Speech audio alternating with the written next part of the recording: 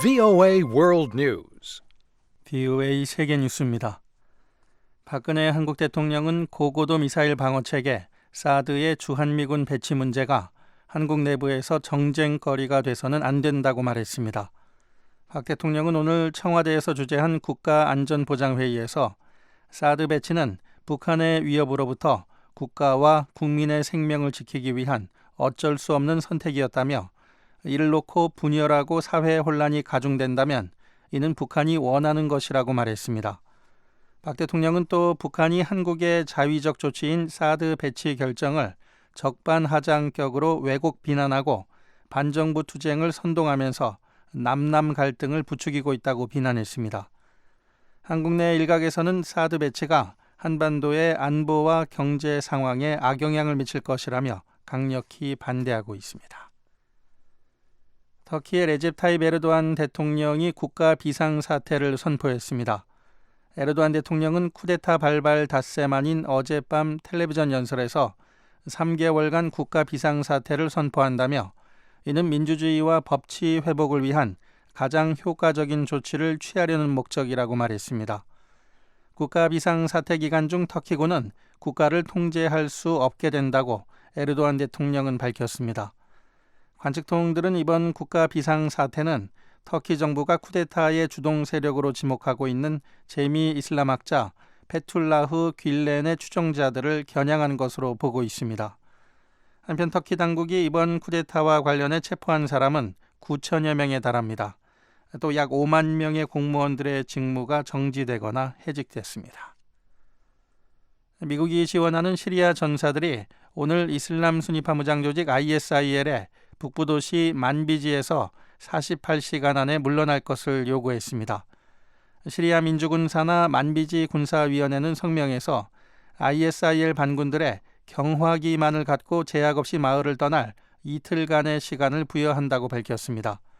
시리아 민주군은 시리아 북부에서 ISIL과 싸우고 있는 미국 주도 연합군과 동맹을 맺고 있습니다. 이번 성명은 연합군의 공습으로 만비지에서 민간인 수십 명이 사망했다는 보도가 있은 뒤 나온 것입니다.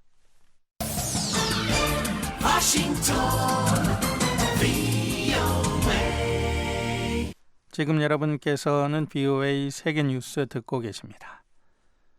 미 해군이 오는 11월 뉴질랜드에 군함을 파견할 계획이라고 존 키 뉴질랜드 총리가 말했습니다. 이는 30여 년 전 뉴질랜드의 반핵 정책으로 인한 미국과의 교착 상태를 공식적으로 끝내는 것을 의미합니다. 키 총리는 오늘 미 군함이 뉴질랜드의 법적 요건을 충족한다면 11월에 있을 뉴질랜드 왕립 해군 창설 75주년 행사에 참여하게 될 것이라고 밝혔습니다. 키 총리는 앞서 어제 뉴질랜드를 방문한 조 바이든 미 부통령과 회담을 가졌습니다. 바이든 부통령은 회담에서 미국의 아시아 태평양 중시 정책과 양국 간 관계 강화 등을 약속했지만 어떠한 군함이 뉴질랜드를 방문하게 될지에 대해 구체적으로 밝히지는 않았습니다. 뉴질랜드 법에 따라 총리는 군함이 원자력 동력을 이용하지 않고 핵폭탄을 탑재하지 않을 경우에만 방문을 승인할 수 있습니다. 프랑스 남부 휴양도시 니스에서 지난주 발생한 차량 테러 사건 용의자 5명이 오늘 법정에 출두합니다. 프랑스 사법당국 관계자는 이들 용의자들에 대한 조사가 본격 시작될 것이라고 밝혔습니다. 앞서 이슬람 과격 분자인 튀니지 태세행의 프랑스인 모하메드 라후에유 부흐렐은 니스 행사장에 모인 군중들을 향해 대형 트럭을 몰고 돌진해 84명을 살해했습니다. 이슬람 순위파 무장 조직 ISIL은 이번 공격이 자신들의 소행이라고 주장했습니다. 홍콩에서 2년 전 이른바 도시를 점령하라는 민주화 시위를 주도했던 학생 대표 3명에게 유죄가 선고됐습니다. 조슈아 웡과 알렉스 초우는 불법 집회에 참여한 죄가 인정됐으며 나단 로우는 시위 참가를 선동한 혐의가 적용됐습니다. 이들은 2014년 9월 26일 홍콩 정부 시설 울타리에 올라타고 또 시민광장으로 알려진 법원 마당에서 홍콩의 완전한 자유선거를 요구하는 집회를 주도했습니다. 이후 홍콩에서는 대규모 군중이 참여한 가운데 79일 동안 주요 도로를 점거하는 시위가 계속됐습니다. BOA 세계뉴스 천일규였습니다.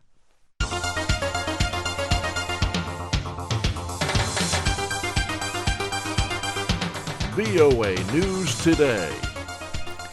여러분 안녕하십니까, 박형주입니다. 7월 21일 목요일 VOA 뉴스 투데이 3부 문을 열겠습니다. 먼저 이 시간 전해드릴 한반도 주요 소식입니다.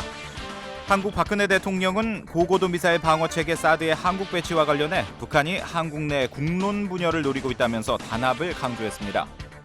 사드 배치 외에 북한의 미사일 공격으로부터 우리 국민을 보호할 수 있는 방법. 테레사 메이 영국 총리가 북한 핵은 영국의 실질적인 위협이라면서 영국은 핵 억지력을 유지해야 한다고 주장했습니다. 북한 정치범 수용소의 수감자 수가 최근 몇 년 동안 절반 가까이 줄어들었지만 여전히 구타와 고문이 만연해 있다는 지적이 제기됐습니다. 북한은 내일 장마전선의 영향을 받아 흐리고 비가 오겠습니다. 아침 최저기온은 14도에서 24도, 낮 최고기온은 18도에서 29도가 예상됩니다. 바다의 물결은 0.5에서 2m로 일겠습니다. 첫 소식입니다. 박근혜 한국 대통령은 고고도 미사일 방어체계 사드의 주한미군 배치 문제가 이 한국 내부에서 정쟁거리가 돼서는 안 된다고 말했습니다. 또 북한이 이 한국 내 국론 분열을 노리고 있다면서 단합을 강조했는데요. 서울에서 김환영 기자가 보도합니다. 박근혜 대통령은 고고도 미사일 방어체계 사드의 주한미군 배치를 놓고 한국 사회 내부에서 논란이 커지고 있는 데 대해 정면 돌파 의지를 밝혔습니다. 박 대통령은 21일 청와대에서 주재한 국가안전보장회의에서 북한이 한국의 자위적 조치인 사드 배치 결정을 적반하장격으로 왜곡 비난하고 반정부 투쟁을 선동하면서 남남 갈등을 부추기고 있다며 한국 내부에서 이 문제를 정쟁거리로 삼아서는 안 된다고 강조했습니다. 지금 일부 정치권과 일각에서 사드 배치를 취소하라는 주장이 있는데 사드 배치 외에 북한의 미사일 공격으로부터 우리 국민을 보호할 수 있는 방법이 있다면 부디 제시해 주셨으면 합니다. 지금 사드 배치에 대해 이것이 정쟁화되어 가고 이것을 재검토하자는 것까지 몰고 가서는 안 된다고 생각합니다. 박 대통령은 이어 국가와 국민의 생명을 지키기 위한 어쩔 수 없는 선택에 대해 분열하고 사회 혼란이 가중된다면 이는 북한이 원하는 장으로 가는 것이라며 이 과정에서 불순 세력들이 가담하지 않도록 철저히 가려내야 한다고 지적했습니다. 북한은 지난 14일 조국평화통일위원회 대변인 명의로 성명을 내고 사드 배치가 한반도를 강대국의 대결장으로 만들고 결의 운명을 외세의 손에 내맡기는 만행이라고 비난했습니다. 또 사드 배치에 대응해 주변 나라들이 군사적 조치를 취할 경우 한국이 대국들의 갈등과 마찰의 한 복판에 설 수밖에 없다며 한국 내 각계각층이 떨쳐 일어나라고 갈등을 부추겼습니다. 박 대통령은 이와 함께 한국 정부가 사드 배치를 결단하게 된 것은 북한의 위협으로부터 국가와 국민을 보호하기 위한 최선의 방법이라고 판단한 때문이라며 거듭 이해를 당부했습니다. 북한이 최근 부산과 울산, 포항 등 한국 내 전략 지역들을 표적으로 미사일 타격 훈련을 한 사실을 거론하며 이는 한국의 심장부를 겨냥해 도발 야욕을 거리낌 없이 드러낸 행동이라고 비판했습니다. 또 김정은 노동당 위원장이 핵 사용 위협을 노골화해 왔다며 북한은 언제든 핵실험을 할 수 있는 상황이라고 지적했습니다. 이와 함께 북한이 서해 북방 한계선과 비무장지대에서 군사장비와 시설을 증강하고 훈련도 강화하고 있다며 군사적 도발 또한 감행할 수 있다고 우려했습니다. 박 대통령은 이와 함께 회의 참석자들에게 나라를 지키기 위해선 어떠한 비난에도 굴하지 않아야 한다며 비난이 무섭다고 피할 게 아니라 국민에게 소상하게 설명해 힘을 모을 수 있도록 해야 한다고 당부했습니다. 요즘 저도 무수한 비난과 저항을 받고 있는데 지금 이 상황에서 대통령이 흔들리면 나라가 불안해집니다. 저는 어떤 상황에서도 국가와 국민을 위해 군 최고 책임자의 역할을 다해 나갈 것이고 앞으로도 국민들을 지켜내기 위해 해야 할 것은 최선을 다해 지켜낼 것입니다. 또 나라와 국민을 지키는 것은 대통령과 정부만이 하는 게 아니라며 모든 정치권과 국민들이 힘을 모아줘야 한다고 촉구했습니다. 사드 배치가 결정된 경북 성주 지역 주민들에 대해서도 대화와 소통으로 최선의 해결 방책을 찾을 수 있도록 해달라며 국가 안보와 직결된 사안인 만큼 정부가 안전한 대비책을 만들 수 있도록 도와달라고 호소했습니다. 서울에서 VOA 뉴스 김환용입니다. 윤병세 한국 외교부 장관이 오는 24일부터 사흘 동안 라오스 베이엔티엔에서 열리는 아세안 관련 연쇄 외교장관 회의에 참석한다고 한국 외교부가 오늘 밝혔습니다. 라오스 비엔티엔 국립 컨벤션 센터에서는 오는 24일부터 한 메콩 유역 5개국 외교장관 회의를 비롯해 한 아세안, 아세안 플러스 3, 그리고 아세안 지역안보 포럼 등 다양한 영내 협의체의 외교장관 회의가 잇따라 열립니다. 이 가운데 육자회담 당사국과 아세안 등 27개국으로 구성된 아세안 지역안보 포럼 ARF는 북한이 참여하는 유일한 영내 다자협의체로 리용호 북한 외무상이 참석할 것으로 예상됩니다. 이번 아세안 관련 연쇄 외교장관 회의에서는 북핵과 남중국해 문제, 주한미군의 사드 배치 문제 등이 주요 현안으로 다뤄질 전망입니다. 테레사 메이 영국 총리가 북한 핵이 영국의 실질적인 위협이라고 밝혔습니다. 북한의 핵무기를 이전받은 제3국이나 조직이 영국에 해를 가할 수 있다는 주장인데요. 때문에 영국은 핵 억지력을 유지해야 한다고 강조했습니다. 조은정 기자가 보도합니다. 테레사 메이 영국 총리가 북한의 핵 위협에 들어 영국의 핵 억지력 유지를 강조하고 나섰습니다. The threats from countries like Russia and North Korea remain very real. And as our strategic defense and security review made 메이 clear, 총리는 18일 영국 하원 연설에서 러시아와 북한의 위협은 매우 실질적이고 핵무기가 추가적으로 확산될 위험이 계속해서 제기되고 있다고 밝혔습니다. 메이 총리는 이날 핵 억지력 유지의 필요성을 강조하면서 노후화된 영국 핵 잠수함 교체안을 발의했습니다. 메이 총리는 핵 위협이 사라진 게 아니라 오히려 증가했다며 기존의 핵 보유국 중 러시아가 위협을 제기하고 있다고 밝혔습니다. 블라디미르 푸틴 러시아 대통령이 핵 전력을 향상시키는 한편 지난 2년간 핵무기 사용을 빈번하게 언급하고 관련 군사훈련을 실시했다는 것입니다. 메이 총리는 러시아 외에 북한의 위협도 지적했습니다. North Korea has stated a clear intent to develop and deploy a nuclear weapon, and it continues to work towards that goal. In flagrant violation, I'm going to make some progress. 북한은 1년의 유엔 안보리 결의안을 노골적으로 위반하면서 핵무기를 개발하고 배치하려는 의도를 명백히 했고 또 그 목표를 향해 나아가고 있다는 설명입니다.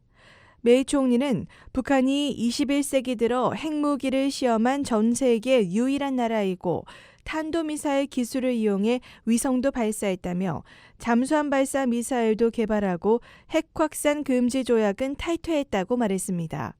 메이 총리는 또 북한의 장거리 탄도미사일 기술은 핵무기 운반을 위한 것이라고 지적했습니다.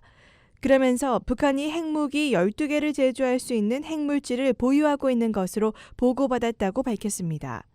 메이 총리는 북한이 핵무기나 핵무기 제조 기술을 다른 나라나 조직에 이전할 수 있는 위험도 있다며 이를 넘겨받은 제3국이나 조직이 영국에 해를 가할 수도 있다고 말했습니다.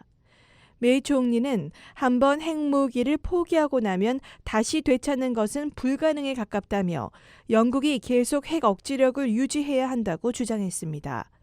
따라서 2030년대 초반에 은퇴하는 영국 핵 잠수함들의 교체 계획도 지금 세워야 한다는 것입니다. 영국 의회는 이날 6시간의 논의 끝에 트라이던트 미사일로 무장한 4척의 핵 잠수함을 대체할 새로운 핵 잠수함 건조를 승인했습니다. VOA 뉴스 조은정입니다. 한국 외교부는 최근 유럽연합 EU의 북한 노동자 문제에 관한 조치와 북한에 대한 테러 자금 조달 고위험국 지정 등과 관련해 북한의 비핵화와 실질적 변화를 위한 단호한 의지가 반영된 것으로 평가한다고 밝혔습니다. EU 집행위원회는 지난 14일 북한 노동자들의 EU 국가 내에서의 강제 노동이 EU 규범에 위배되는 심각한 문제라는 기본 인식을 바탕으로 필요하면 EU 기금 지원 중단 등의 조치를 하겠다는 방침을 밝혔습니다.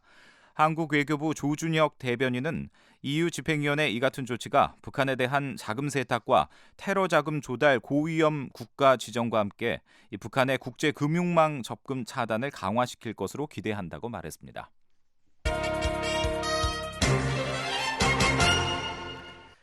이 북한 정치범 수용소의 수감자가 최근 몇 년 동안 많게는 절반 가까이 줄었다는 평가가 나왔습니다. 하지만 여전히 구타와 고문이 만연해 있다는 지적인데요. 서울에서 한상미 기자가 보도합니다.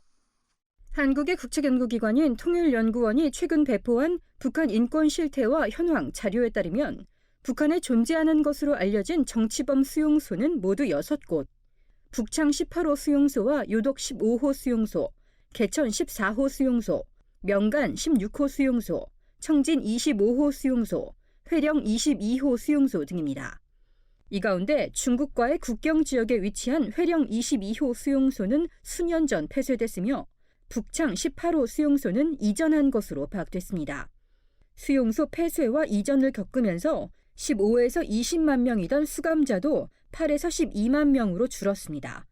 통일연구원은 북한 정치범 수용소 수감자의 감소 원인으로 수용소 내 강제 노동과 열악한 환경으로 인한 사망자 증가, 철저한 통제로 인한 새로운 정치범의 감소, 그리고 국제사회의 관심에 대한 부담감 등을 꼽았습니다. 통일연구원 북한인권연구센터 한동호 부연구위원은 이와 관련해 북한이 정치범 수용소의 존재 자체를 인정하지 않고 있는 게 가장 큰 문제점이라고 지적했습니다.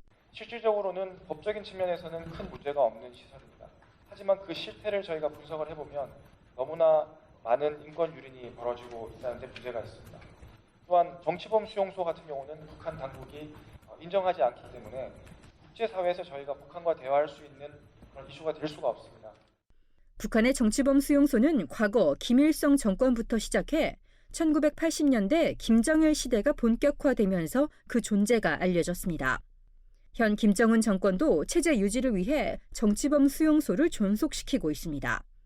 초창기에 정치범 수용소는 말 그대로 내란죄나 외환죄, 간첩죄 등 정치 범죄를 저지른 사람들을 수감했지만 최근엔 그 의미가 확장돼 한국행을 기도하거나 한국 국민이나 종교인과 접촉한 탈북자, 주민들까지도 정치범으로 규정하고 있다는 분석입니다. 정치범 수용소 재소자들은 재판 없이 수감되는 건 물론 가족들도 그 행방을 알 수 없으며 북한 당국이 만 17세 이상 주민들에게 발급하는 신분 증명서인 공민증까지 박탈당해 아예 존재하지 않는 사람으로 간주되는 것으로 알려졌습니다. 한 탈북자의 증언입니다. 인권이 따로 없어요. 개미들이죠. 일하는 개미들, 말할 권한도 없고. 통일연구원은 북한이 국제인권조약과 세계인권선언에 가입해 있지만 여전히 수용소 내 인권 유린이 자행되고 있다면서 특히 명백한 법적 근거 없는 공개 처형과 일상화된 구타와 고문 등을 대표적인 사례로 지적했습니다. 또 다른 탈북자의 증언입니다. 도와주는 무조건 어떤 사람은 돼지 한 마리 때문에 사형당하는 경우도 있죠. 통일연구원에 따르면 북한의 인민보안성, 국가안전보위부, 군당국 등 사법체계 전반에서 고문과 같은 비인도적 처우가 매우 일반적으로 발생하고 있습니다.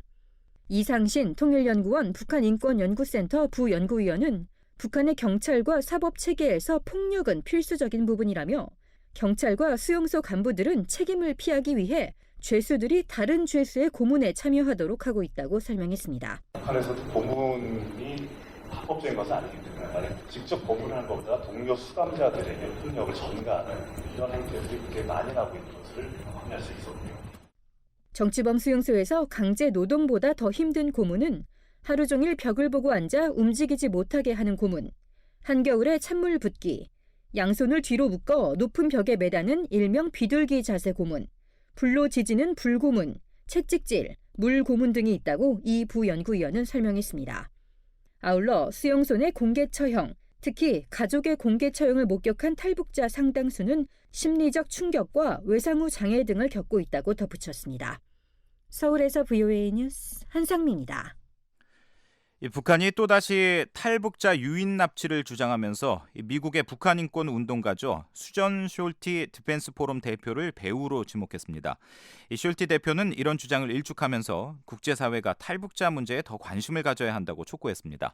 함지하 기자가 취재했습니다. 지난 15일 탈북자 출신 고현철 씨가 평양에서 열린 기자회견에 등장했습니다. 고 씨는 기자회견에서 자신이 북한의 고아들을 납치해 한국으로 데려가려 했다며 미국의 북한 인권 운동가인 수전 숄티 디펜스 포럼 대표가 시켜서 한 일이라고 주장했습니다. 고 씨는 또 한국의 국가정보원이 숄티 대표를 적극 돕고 있다는 주장도 폈습니다. 이번 작전도 미국이 디펜스 포럼 대표인 그 유명한 북인권 활동가 수잔 설티가 우리들한테 이제 자기한테 이제 직접 요구하고. 북한의 대남 선전 매체인 우리민족끼리도 20일 숄티 대표의 실명을 언급하며 탈북자 유인 납치 주장을 폈습니다. 이 매체는 유인 납치의 막후 조종자는 미국이란 제목의 글을 통해 숄티 대표가 고 씨를 북한 국경 내로 보내 어린이들까지 유괴하려 했다고 주장했습니다. 이에 대해 숄티 대표는 20일 BOA와의 전화통화에서 이 같은 주장을 일축했습니다. I do not know Ko Hyun-chul, and of course I've never been involved in kidnapping. 고 씨를 모를 뿐더러 누군가를 납치한 적이 없다는 겁니다. 이어 자신이 이끄는 단체는 비영리 재단으로 국정원과 연관성이 없다는 점도 분명히 했습니다. 숄티 대표는 고 씨가 북한의 강한 압박과 위협 때문에 이런 주장을 했을 것이라며 모두가 그를 위해 기도하고 한국과 미국 정부를 비롯한 국제사회가 그의 한국 귀환을 요구하도록 노력해야 한다고 말했습니다. 숄티 대표는 현재 여러 탈북자 단체와 연계해 북한을 탈출한 탈북자들을 남녀노소 가리지 않고 구출하고 있다고 밝혔습니다. 숄티 대표는 이런 노력이 북한 정권의 강력한 메시지로 전달될 것이라며 국제사회가 탈북자 문제에 더 관심을 기울일 것을 촉구했습니다. 또 탈북자를 북송하고 있는 중국 정부에는 하루빨리 이 같은 정책을 변경해야 한다고 목소리를 높였습니다. North Koreans have a place to go where they can immediately be resettled, which is South Korea. 숄티 대표는 전 세계적으로 난민 문제에 대한 관심이 높아지면서 난민을 어디에 정착시킬지 세계 여러 나라가 고민하고 있지만 탈북자의 경우 즉시 한국에 정착할 수 있는 시스템이 마련된 상황이라고 말했습니다. 숄티 대표는 중국 정부에 의해 강제 북송되는 탈북자들은 북한에서 고문을 받고 때때로 처형을 당하기도 한다고 말했습니다. BOA 뉴스 함지아입니다. 터키에서 지난주 군사 반란, 쿠데타가 일어났죠. 북한에서도 이런 일이 일어날 가능성을 완전히 배제할 수 없다고 미국 전문가가 주장했습니다. 또 북한 주민들이 스스로 미래를 선택할 수 있도록 북한에 많은 정보를 흘려보내야 한다고 주장했는데요. 김영권 기자가 보도합니다. 영국의 안보 전문 민간단체인 국제전략연구소가 20일 워싱턴에서 북한 관련 토론회를 열었습니다. 이날 토론을 진행한 이 단체의 마크 피츠패트릭 미국 소장은 지난주 터키에서 발생한 군사 쿠데타가 북한에서도 발생할 가능성을 완전히 배제할 수 없다고 말했습니다. 최근 몇 년 동안 적지 않은 군 고위 간부들이 숙청되고 권력이 당 중심으로 재편되는 상황에서 군대가 수뇌부에 불만을 가질 가능성을 무시할 수 없다는 겁니다. 피츠패트릭 소장은 행사 후 VOA에 북한의 군사 쿠데타 가능성은 단기적으로는 매우 낮지만 이를 배제할 수도 없다면서 상황을 예의주시할 필요가 있다고 말했습니다. But I don't rule it out. I think, when you see events happening around the world that are unexpected, you have to think about the unexpected in North Korea as well.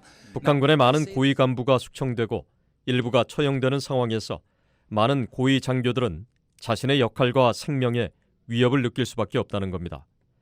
피츠패트릭 소장은 군대 역시 당의 철저한 감시를 받기 때문에 쿠데타를 조직화하기 어려운 점이 있지만 그렇다고 가능성을 일축할 수도 없다고 지적했습니다. 그러면서 터키의 쿠데타 등 요즘 국제사회에서 발생하는 여러 사건들 역시 대부분 예상하지 못했던 것들이었다고 말했습니다. 이날 토론회에 참석한 한국국방대학교의 이석수 안보문제연구소장은 하지만 북한에서 군사 쿠데타 가능성은 단기적으로 불가능해 보인다고 말했습니다. 김정은 북한 국무위원장의 권력 통제가 매우 견고하기 때문이란 지적입니다. 이 소장은 토론회 뒤 VOA에 북한에서 군대가 정권에 대항할 수 있는 유력 집단이긴 하지만 쿠데타는 단기적으로 한계가 있다고 말했습니다. 당장은 이제 파워 엘리트에 대한 김정은의 장악력이 모두 수단을 동원해서 지금 당장은 장악력이 있고 또 미국의 이제 클래퍼나 미국의 정보 당국들도 안정적이라고 보고 그래서 당장은 지금 모르지만은 중장기적으로는 저도 군이 가장 김정은한테 저항할 수 있는 가장 유력한 집단이라고 보는 거죠. 미국 국방연구원의 오공단 책임연구원 역시 북한 군대의 쿠데타는 단기적으로 예상하기 힘들다며 가능성을 일축했습니다. 북한에서 군대는 김씨 정권의 하수인 역할에 불과하며 국제화와 조직의 정교성 모두 떨어지기 때문에 가능성이 적다는 겁니다. 오 선임연구원은 하지만 북한의 김씨 정권이 존재하는 한 핵무기 포기 가능성도 없고 과거의 방법들도 통하지 않는다며 다른 대안을 서둘러야 한다고 강조했습니다. Information, truth, knowledge to be seeping into the North Korean people's mind. 북한 주민들에게 정보와 진실, 지식을 전달하는 것만이 북한이 변화할 수 있는 최선의 길이란 겁니다.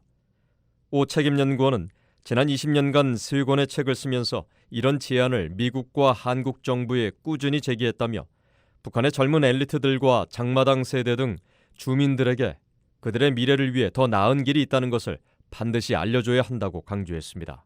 So it means not Arab revolution because generals will not shoot. 북한에 대한 정보 유입으로 당장 아랍의 봄 같은 민중혁명을 기대할 수는 없겠지만 북한 주민들 스스로 한국과 통합하는 방안이나 중국의 덩샤오핑식 개혁 개방 노선을 선택할 수 있다는 겁니다. 오 연구원은 그러면서 북한의 손전화기 보유 인구가 350만 명에 달하고 정권의 충성심이 약한 장마당 젊은 세대가 성장하고 있어 더 호기를 맞고 있다며 정보 캠페인을 대대적으로 확대해야 한다고 말했습니다. 이날 토론에 참석한 전문가들은 모두 북한이 핵을 체제 유지 수단으로 틀어주고 있기 때문에 김씨 정권이 존재하는 한 핵 포기 가능성은 없을 것이라고 전망했습니다. 피츠패트릭 소장과 이석수 소장은 특히 김정은 위원장이 국내 정치적 위기에 직면할 경우 미국과 한국에 선제 핵공격을 가할 가능성도 배제할 수 없다며 이에 대한 긴밀한 대비가 필요하다고 말했습니다. 뷰이 뉴스 김영권입니다. 미국 농무부는 북한 주민 10명 가운데 3명은 10년 뒤에도 식량 부족을 겪을 것으로 내다봤습니다. 북한의 식량 사정이 점차 나아지겠지만 개선 속도가 느리기 때문에 10년 뒤에는 아시아에서 가장 안 좋을 것이라는 지적도 나왔습니다. 김현진 기자가 전해드립니다. 미국 농무부는 앞으로 10년 뒤인 2026년에도 북한 주민의 30%인 790만여 명이 식량 부족을 겪을 것으로 전망했습니다. 미 농무부 산하 경제연구소는 최근 공개한 국제식량안보평가 2016에서 2026 보고서에서 북한의 식량 사정이 점차 개선되고 있지만 그 속도가 더디게 진행되고 있다며 이같이 밝혔습니다. 농무부는 건강한 삶을 살기 위해 필요한 기본 열량을 2100칼로리로 보고 이를 섭취할 능력이 없는 사람들을 식량 부족을 겪고 있는 것으로 보고 있습니다. 10년 뒤인 2026년에도 하루 평균 2100칼로리를 섭취하지 못하는 북한 주민의 수가 790만 명에 이를 것이라는 지적입니다. 농무부는 현재 북한 주민의 40%가량인 980만여 명이 식량 부족을 겪고 있는 것을 감안하면 사정은 점차 개선되는 것이지만 10년 뒤에도 식량 분배의 불균형으로 식량 부족 상태가 해결되지 않을 것으로 전망했습니다. 특히 10년 뒤 북한의 식량 사정은 아시아에서 가장 안 좋을 것으로 전망했습니다. 보고서에 따르면 10년 뒤 식량 부족을 겪는 북한 주민은 전체의 30%로 22개 아시아 나라 가운데 가장 많습니다. 북한에 이어 예멘이 24%, 타지키스탄 19%, 아프가니스탄 13% 순입니다. 보고서를 작성한 스테이시 로슨 농무부 경제연구소 연구원은 20일 VOA와의 전화통화에서 전반적인 국제 곡물 가격 하락으로 북한의 식량 사정이 점차 개선되겠지만 북한 주민 1인당 소득 증가율이 매우 저조해 개선 폭이 그리 크지 않을 것이라고 말했습니다. So that tiny bit of per capita income growth coupled with, slightly declining food prices 반면 북한을 제외한 다른 아시아 나라들은 국민 1인당 소득 증가율이 매우 높아 10년 뒤 식량 상황이 크게 개선될 것으로 보인다는 겁니다. 미 농무부는 북한 내 식량 배분 격차도 올해 17만 4천 톤에서 10년 뒤인 2026년에는 11만 5천 톤으로 줄 것으로 전망했습니다. 식량 배분 격차는 소득계층을 10개로 나눠 각 계층이 하루 영양 섭취 권장량인 2100칼로리를 섭취하기 위해 필요한 식량을 계산한 겁니다. 즉 10년 뒤에도 각 소득계층 간 식량 분배 불균형으로 인해 북한 주민들이 유엔의 영양 섭취 권장량인 2100칼로리를 섭취하려면 11만 5천 톤 정도가 필요할 것이란 설명입니다. 다만 10년 뒤 곡물 필요량과 생산량 격차인 절대 식량 부족분은 생기지 않을 것으로 전망했습니다. 다시 로슨 연구원입니다. Our results from this year's analysis did once again show that North Korea has zero nutritional gaps. So again, the national average. 하지만 식량 부족분이 생기지 않더라도 하위 계층에 속한 790만여 명은 최소 2100칼로리 이상을 섭취할 능력이 없어 식량 부족을 겪게 될 것이라는 설명입니다. 미 농무부 경제연구소는 인구와 국내 총생산, 국제 곡물 가격, 영양분 섭취량, 식량 부족분 등을 기준으로 매년 세계 각국의 식량 상황을 평가하고 있습니다. 농무부의 식량안보 평가 보고서는 미국 정부의 대외 식량 원조를 결정하는 참고 자료로 활용되고 있습니다. VOA 뉴스 김현진입니다. 이 북한의 학문 수준은 어느 정도일까요? 논문 발표와 인용 건수를 기준으로 세계 중위권이라는 평가가 나왔습니다. 이 한국은 아시아뿐만 아니라 세계 순위에서도 상위권을 차지했습니다. 김정우 기자가 전해드립니다. 학술 논문 지수인 스코퍼스의 집계 결과 논문 건수와 논문 인용 건수 순위에서 북한이 세계 중위권 수준인 것으로 나타났습니다. 스코퍼스는 네덜란드 엘스비어 출판사가 만든 지수로 논문 발표 건수와 인용 건수 같은 분야의 순위들이 들어갑니다. 이 순위는 과학, 기술, 의학, 사회과학 분야에서 한 나라나 연구기관의 수준을 측정하는 중요한 지표로 사용되고 있습니다.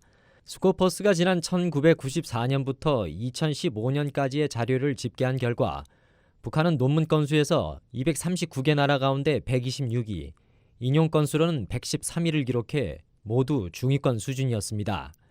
아시아권에서 북한은 논문 건수에서는 전체 33개 나라 가운데 23위, 그리고 인용 건수로는 19위에 올랐습니다. 반면 한국은 전체 논문 건수에서 세계 12위, 인용 건수에서 14위로 북한보다 순위가 훨씬 높았습니다. 스포커스 지수에서 북한이 상대적으로 강점을 드러낸 분야는 컴퓨터와 공학, 소재과학 분야였습니다. 북한은 논문 발표 건수에서 공학 85위, 컴퓨터 86위, 그리고 소재과학에서 88위를 차지했습니다. 세부 분류에서는 북한의 우주공학이 두드러졌습니다.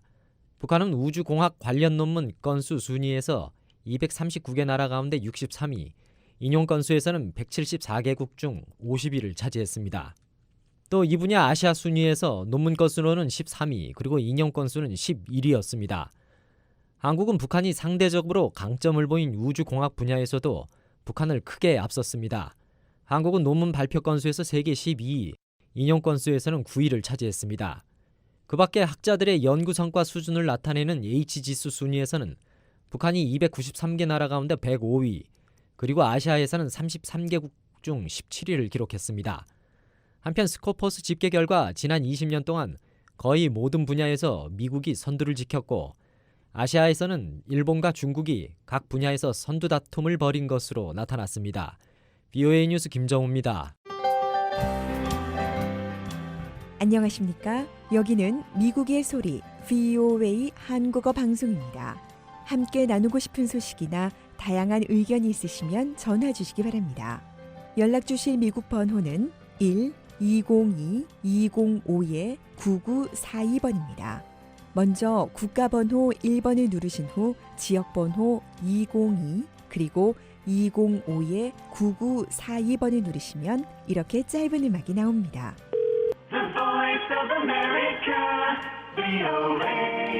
이 소리가 나오면 77번을 누르세요. VOA 미국의 소리 방송입니다. 저희 방송에 의견이 있으신 분들은 메시지를 남겨주십시오. 감사합니다. You reached Voice of America Korean Service. Please leave your message. Thank you. 안내 멘트를 들으신 후에 말씀과 연락처를 남기시면 됩니다. 미국 전화번호 1-202-205-9942번. 그 밖에 중국과 태국에서도 무료 전화를 이용하실 수 있습니다. 중국에서 전화하실 때는 00-800-500-1234-5번, 태국에서 전화하실 때는 001-800-500-1234-5번입니다. 제보자의 신분은 보호되며 제보 내용은 취재를 위해서만 사용됩니다. 또 프로그램에 대한 문의나 의견이 있으신 분도 연락 주십시오. 여러분의 많은 이용 바랍니다.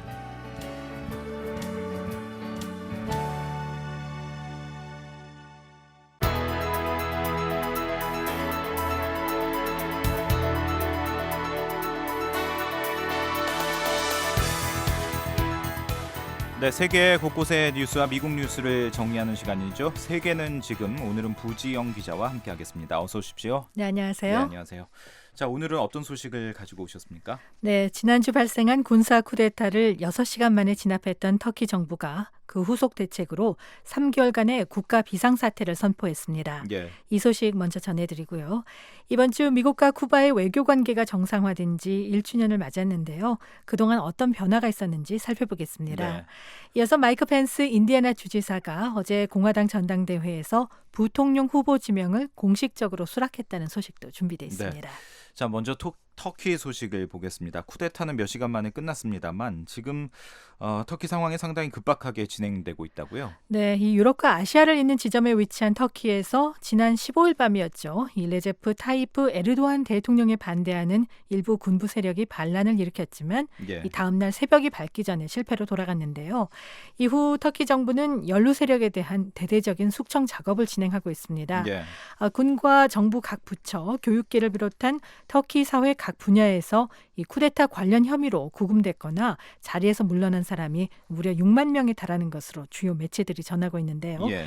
이에 더해서 에르도안 대통령은 어제 이 국가안전보장회의와 강요회의를 잇따라 주재한 뒤에 3개월간의 국가 비상사태를 선포했습니다. 네.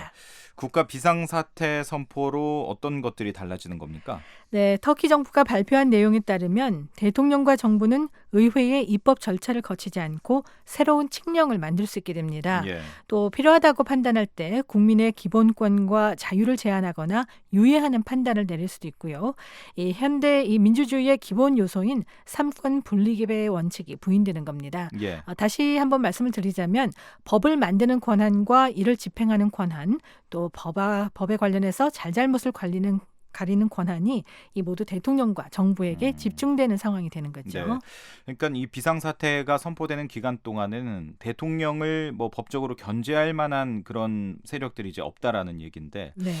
이렇게 그 대통령에게 국가 권력이 한꺼번에 몰리게 된 그런 결정을 터키가 한 이유는 뭡니까?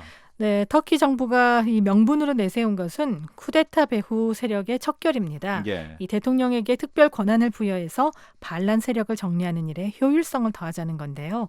이와 관련해서 에르도안 대통령은 이 쿠데타 가담 세력 가운데 많은 사람이 체포되긴 했지만 예. 아직 끝나지 않았다 이렇게 강조를 했습니다. 그러니까 체포와 구속, 감금, 직위 해제 등 이 쿠데타 진압 이후에 대대적으로 펼쳐지고 있는 숙청 작업이 이 국가 비상사태 아래서 더 한층 강해질 것을 시사한 거죠. 예, 쿠데타가 진압된 이후에 에르도안 대통령에게 무소불위의 권한이 집중될 것이다. 이런 뭐 관측은 많았는데 지금 네. 이런 수순으로 가고 있는 것 같습니다. 국제사회의 반응은 어떻습니까? 네, 서방 국가들과 국제기구 등은 터키에서 에르도안 대통령에게 권력이 집중된 이 같은 상황에 대해서 인권 침해와 독재 체제로의 전환 가능성을 우려하고 있습니다. 예.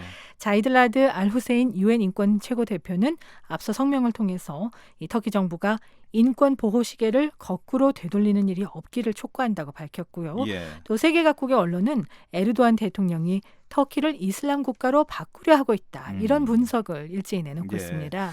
어제도 저희들이 이 시간에 좀 전해드렸습니다만 터키는 지금 정치랑 종교를 분리한 세속주의 국가인데 네. 이제 에르도안 대통령이 터키를 이슬람 국가로 만들 것이다.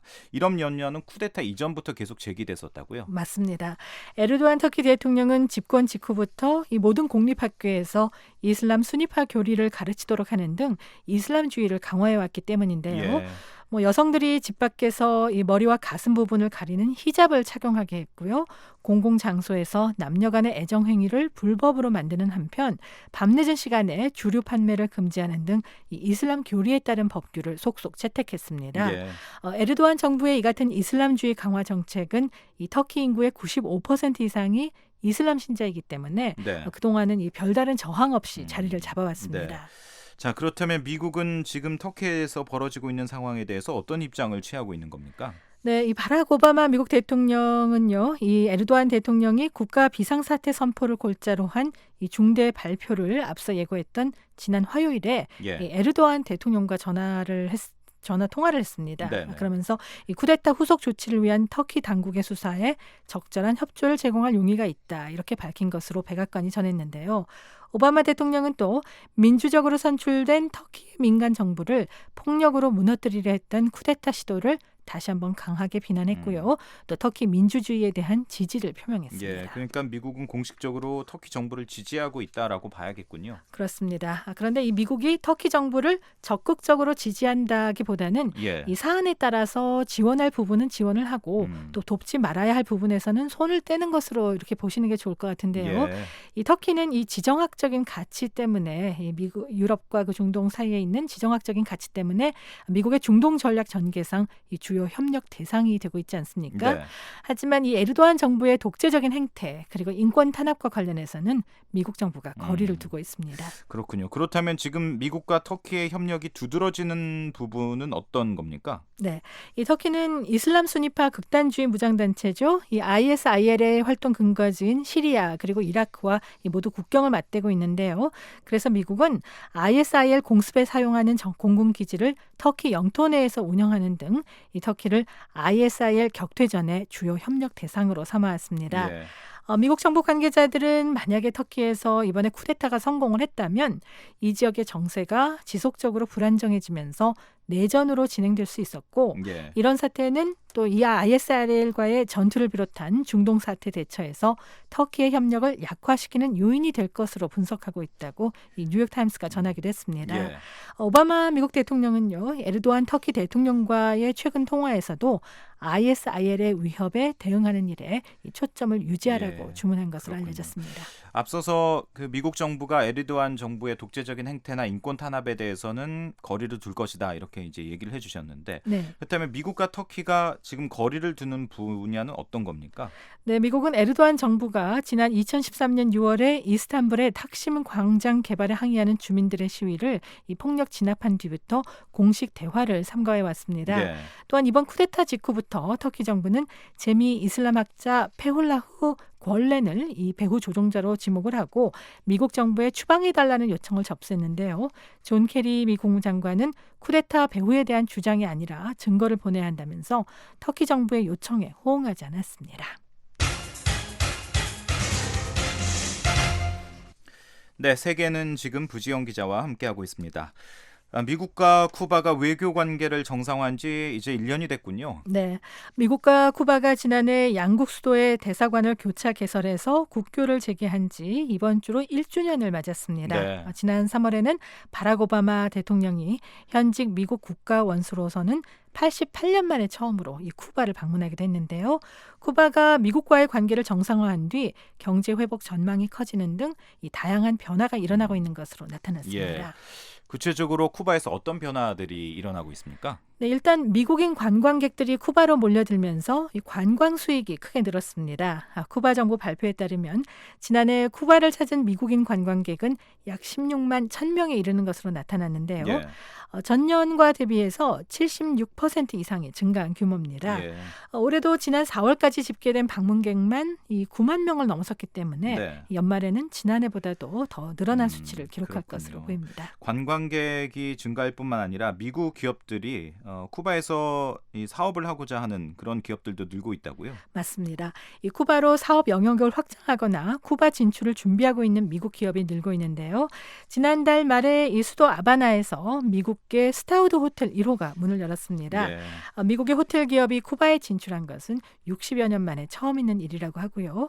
스타우드 측은 아바나에서 또 다른 호텔 또 3곳을 함께 운영하기 위해서 이 쿠바 정부와 특별 계약을 맺고 직원 고용 방식 등에 관해서 논의하고 있습니다. 예. 쿠바 당국은 스타우드와 협력 업체들이 자국 내에 이 상당한 일자리를 만들어내고 있는 상황에 큰 기대감을 표시하고 있습니다. 예. 이렇게 사람들이 더 많이 왔다 갔다 하고 교류가 확대되면 자연스럽게 이제 늘어나는 게 있죠. 미국과 쿠바 사이의 교통편도 확대되고 있다고요. 그렇습니다. 최근 미국의 최대 여객선 회사인 카니발이 미국 동부 최남단인 플로리다주 마이애미를 출발해서 쿠바로 가는 크루즈 유람선을 출항을 했습니다. 예. 그동안 양국 정부는 해상 이동을 인정하지 않았지만 이 국교 정상화를 계기로 해서 이 통행 금지 조치를 해제한 거죠. 올 가을에는 또 이 미국의 민간 항공사 8곳이 로스앤젤레스와 애틀란타를 비롯한 미국의 주요 도시에서 이 쿠바 수도 아바나를 오가는 직항편을 띄울 예정으로 있습니다. 네, 그렇군요. 자, 그런데 미국과의 교류가 이렇게 활발해지면서 쿠바 사회 자체가 변하는 모습도 관측이 되고 있다고요? 네, 이 사회주의 혁명 이후에 이 쿠바에서는 자영업 또는 개인 사업이 금지돼 왔는데요. 최근 밀려드는 관광객을 효과적으로 맞을 수 있도록 라울 카스트로 국가평의회 의장이 직접 나서서 음식점이나 숙박업소 등 자영업을 장려하고 있는 것으로 알려졌습니다. 예, 쿠바가 미국과 국교를 정상화한 이후에 1년간에 많은 변화가 있었던 것 같은데 그렇다면 쿠바의 현지에서는 이런 분위기들, 이런 변화들을 어떻게 받아들이고 있습니까? 예, 현지에서는 쿠바가 국제사회에서 고립된 이후 만성적으로 진행되어 온 경제 악화를 타개할 전환점이 마련되고 있다는 점에서 대체로 최근의 변화를 반기고 있는데요. 하지만 이 사회적인 격차가 벌어질 것을 우려하는 목소리도 나오고 있다고 IPS 통신이 전했습니다. 쿠바가 오랫동안 사회주의 체제에 있었던 만큼 이 급격한 경제적 변화는 소득 격차로 인한 불평등을 초래할 수 있다는 그런 우려입니다. 예. 자, 미국 정부는 쿠바의 관계가 더 발전하길 바란다 이런 입장을 밝혔군요. 네, 국무부 고위 당국자는 어제 쿠바와의 관계 현황과 관련해서 지난 한 해 동안 이 쿠바와의 관계 진전이 크게 눈에 띄었다고 밝히고요. 쿠바의 사회주의 지도자들이 경제적인 부분에서 더 많은 자유를 허용해야 하고 또 정치적인 자유를 증진시키는 일에도 큰 발걸음을 내딛길 바란다고 덧붙였습니다.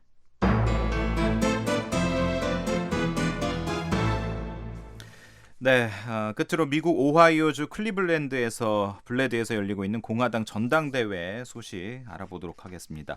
자, 오늘이 이제 마지막 날인데 어제는 어떤 일정들이 있었습니까? 네, 이 공화당 부통령 후보 지명을 받은 마이크 펜스 인디애나 주지사의 수락 연설이 바로 어제 있었습니다. 펜스 주지사는 어제 연설에서 공화당 대통령 후보인 도널드 트럼프 후보를 추켜 세우는 데 주력했고요. 또 동시에 민주당의 힐러리 클린턴 후보를 거세게 비판했는데요. 클린턴 후보는 미국인들이 지긋지긋해하는 현재 상황, 이 현상을 상징하는 인물이라고 말했습니다. 현재 미국인들은 새로운 변화를 원하고 있고 그런 변화를 가져올 수 있는 사람은 바로 도널드 트럼프 후보라고 펜스 주지사가 강조했습니다. 네, 펜스 주지사 이제 뭐 그 공식적인 이제 부통령 후보가 됐는데 공화당에 펜스의 연설에 대해서는 어떤 반응이 나오고 있습니까? 네, 부통령 후보로서 매우 적절한 연설이었다면서 긍정적인 평가가 나오고 있습니다. 하지만 테드 크루즈 연방 상원의원 때문에 이 펜스 주지사의 연설에 빛이 발했다, 관심을 덜 받게 됐다는 지적이 있는데요. 어제 연사로 나온 크루즈 의원이 트럼프 후보에 대해 지지를 나타내지 않고 이 양심에 따라서 헌법을 수호할 사람에게 투표하라 이렇게 말한 겁니다. 크루즈 의원의 이런 발언이 나오자 이 트럼프 후보의 출신주인 뉴욕주 대의원단을 선두로 해서 청중의 거센 야유가 쏟아지기도 했습니다. 그렇군요. 보통 우리가 생각하는 전당대회 연사들은 그 후보들을 전격적으로 지지하는 그런 연설을 하는 게 관례인데 상당히 혼란스러웠던 것 같습니다. 어제 그 크루즈 의원이 그렇다면 왜 이런 발언을 했을까요? 네, 정치 전문가들은 크루즈 의원이 2020년 대통령 선거를 내다보고 도박을 했다 이렇게 분석을 하고 있습니다. 이 올해 선거에서 트럼프 후보가 패해서 공화당이 정권 탈환에 실패할 경우 진정한 보수주의자로서 이 자신에 대한 지지를 끌어모으기 위한 그런 전략에서 나온 행동이란 건데요. 뭐 일각에서는 용기 있는 발언이었다면서 뭐 긍정적으로 평가하는 사람도 있지만 비판하는 목소리가 더 거셉니다. 이 당의 단합을 강조해야 하는 그런 전당대회 자리에서 분열을 일으키는 발언을 했다는 겁니다. 특히 공화당 지지자들에게는 상당히 좀 혼란스러울 수도 있겠다는 생각이 드는데 그렇다면 정작 트럼프 후보는 이 크루즈 의원의 연설을 어떻게 받아들였을지 궁금하네요. 네, 이 트럼프 후보는 나중에 인터넷 단문 사이트 트위터에 올린 글에서 크루즈 의원이 청중의 야유를 받은 점을 지적을 했는데요.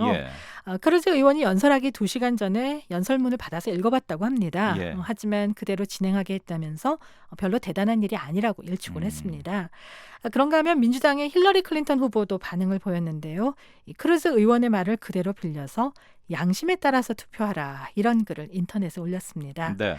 크루즈 후보는 어제 이 전당대회 연설에서 트럼프 후보 지지를 거부했지만요. 하지만 올해 공화당 경선에서 이 트럼프 후보의 경쟁 상대였던 사람들 가운데 예. 스콧 워커 주지사 또 마르코 루비오 상원의원은 어제 또 트럼프 후보를 지지하는 그런 연설을 하기도 했습니다. 예, 그렇군요. 자, 이제 공화당 전당대회 참 처음부터 그 트럼프 후보 부인의 뭐 연설 표절 논란부터 사실 이 마지막에 이 크루즈 의원의 뭐랄까요 돌출 발언까지 굉장히 여러 가지 사건들이 많은 공화당 전당대회인데 오늘이 이제 사실상 하이라이트라고 봐야 되잖아요. 오늘 일정은 어떻게 됩니까? 네, 오늘 주제는 이 Make America One Again 이라고 되어 있습니다. 이 미국이 다시 하나가 되게 합시다인데요. 이 복음주의 기독교계 지도자인 제리 폴웰 리버티 대학교 총장과 이 트럼프 후보의 장녀 이방카 트럼프 씨 등의 지지 연설이 예정돼 있습니다. 예. 하지만 뭐 오늘 하이라이트라고 말씀을 하셨습니다만 이 뭐니 해도 오늘 이 마지막 순서인 트럼프 후보의 연설이 관심을 모으고 있는데요. 2016년 이 공화당 전당대회는 오늘 밤 도널드 트럼프 후보가 공화당 대통령 후보 지명을 공식적으로 수락하는 연설을 하면서 절정에 이르게 됩니다. 과연 트럼프 후보가 오늘 또 무슨 얘기를 할지 많은 사람이 관심을 갖고 지켜보고 있습니다. 자, 이 트럼프 후보가 어떤 연설을 할지는 내일 저희들이 이 시간에 또 전해드릴 수 있을 것 같습니다. 자, 세계는 지금까지 부지영 기자였습니다. 소식 잘 들었습니다.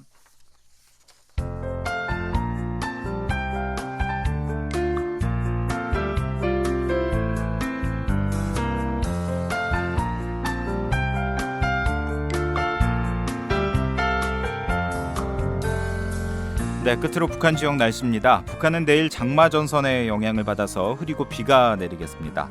아침 최저 기온은 14도에서 24도, 낮 최고 기온은 18도에서 29도가 예상됩니다. 바다의 물결은 0.5에서 2m로 일겠습니다. 평안남도 내일 오전 오후 모두 흐리고 비가 내리겠습니다. 평양 아침 기온 24도, 낮 기온은 28도, 안주 아침에는 23도, 낮에는 26도입니다.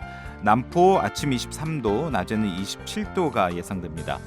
평양북도 역시 흐리고 비가 내릴 것으로 보입니다. 신의주 낮 기온은 24도, 수풍 23도, 감계 25도, 희천 24도가 예상됩니다. 황해도 역시 흐리고 장마 전선의 영향을 받습니다. 해주, 개성, 신계는 오후부터 비가 내리고요. 용연, 사리오는 오전 오후 모두 비 예보가 있습니다. 해주 아침 기온은 24도, 낮 기온 27도, 개성은 아침에는 23도, 낮 기온은 29도입니다.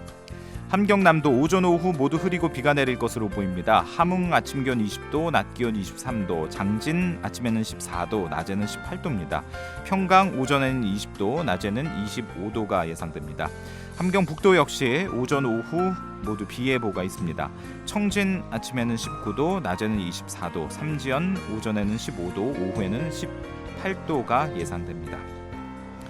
동해북부 흐리고 가끔 비가 내립니다. 바다의 물결은 1.5m 아래가 예상됩니다. 서해북부는 하루 종일 흐리고 비가 올 것으로 보입니다. 바다의 물결은 2m 아래입니다.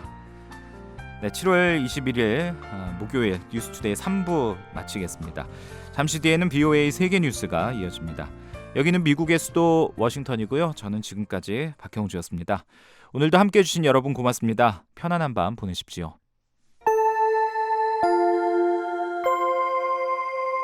VOA World News. BOA 세계뉴스입니다. 박근혜 한국 대통령은 고고도 미사일 방어체계 사드의 주한미군 배치 문제가 한국 내부에서 정쟁거리가 돼서는 안 된다고 말했습니다. 박 대통령은 오늘 청와대에서 주재한 국가안전보장회의에서 사드 배치는 북한의 위협으로부터 국가와 국민의 생명을 지키기 위한 어쩔 수 없는 선택이었다며 이를 놓고 분열하고 사회의 혼란이 가중된다면 이는 북한이 원하는 것이라고 말했습니다. 박 대통령은 또 북한이 한국의 자위적 조치인 사드 배치 결정을 적반하장격으로 왜곡 비난하고 반정부 투쟁을 선동하면서 남남 갈등을 부추기고 있다고 비난했습니다. 한국 내 일각에서는 사드 배치가 한반도의 안보와 경제 상황에 악영향을 미칠 것이라며 강력히 반대하고 있습니다. 터키의 레제프 타이프 에르도안 대통령이 국가 비상사태를 선포했습니다. 에르도안 대통령은 쿠데타 발발 닷새 만인 어제 텔레비전 연설에서 3개월간 국가 비상사태를 선포한다며 이는 민주주의와 법치 회복을 위한 가장 효과적인 조치를 취하려는 목적이라고 말했습니다. 국가 비상사태 기간 중 터키군은 국가를 통제할 수 없게 된다고 에르도안 대통령은 밝혔습니다. 관측통들은 이번 국가 비상사태는 터키 정부가 쿠데타의 주동 세력으로 지목하고 있는 제미 이슬람학자 페툴라흐 뀨렌의 추종자들을 겨냥한 것으로 보고 있습니다. 영국의 테레사 메이 총리가 취임 후 첫 해외 방문국인 독일에서 앙겔라 메르켈 총리와 만나 정상회담을 가졌습니다. 메르켈 총리는 어제 메이 총리와 가진 공동 기자회견에서 영국과 독일은 우호적인 관계와 공통의 가치를 가지고 있다고 말했습니다. 메르켈 총리는 또 영국이 최근 유럽연합 탈퇴 결정을 내렸지만 그 후에도 양국 관계와 교역은 계속 이루어질 것이라고 강조했습니다. 이어 메이 총리도 양국은 밀접한 경제 관계를 계속 유지하기를 원한다며 독일과 영국의 기업들 역시 이를 원할 것으로 믿는다고 말했습니다. 메이 총리는 아울러 메르켈 총리를 비롯한 유럽 정상들과 이번 민감한 사안이 질서 있게 처리될 수 있도록 건설적인 태도를 가지고 협력하기를 원한다고 덧붙였습니다.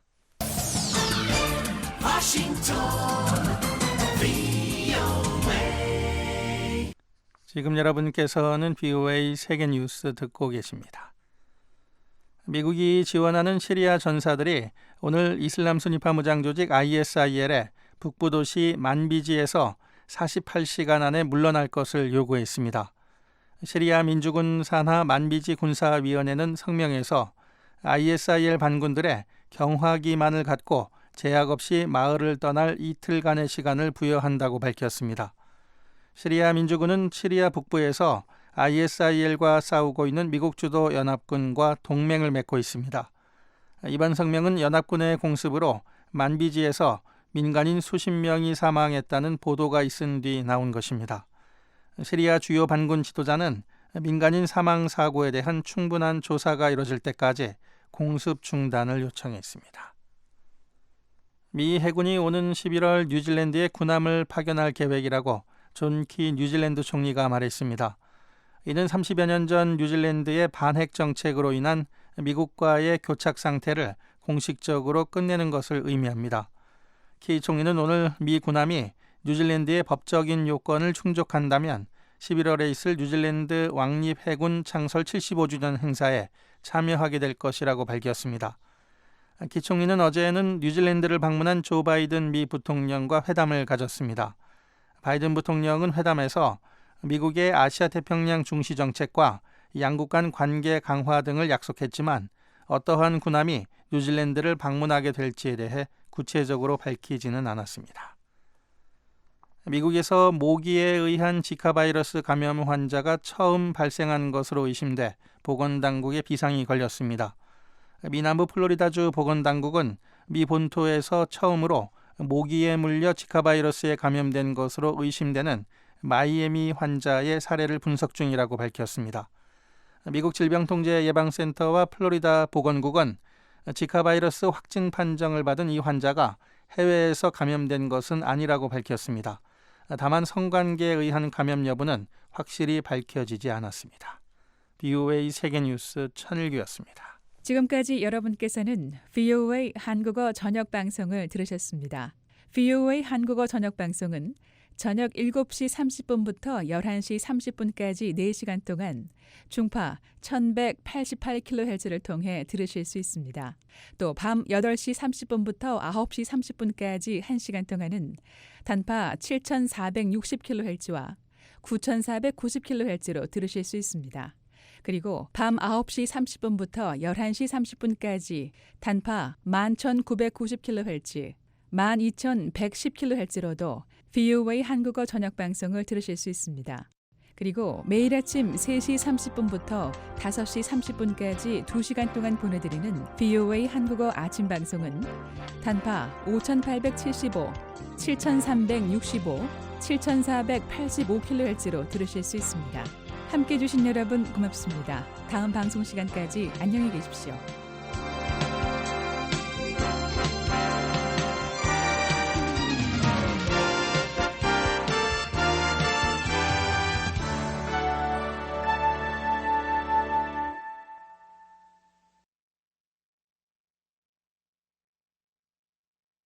This program has come to you from the Voice of America, Washington.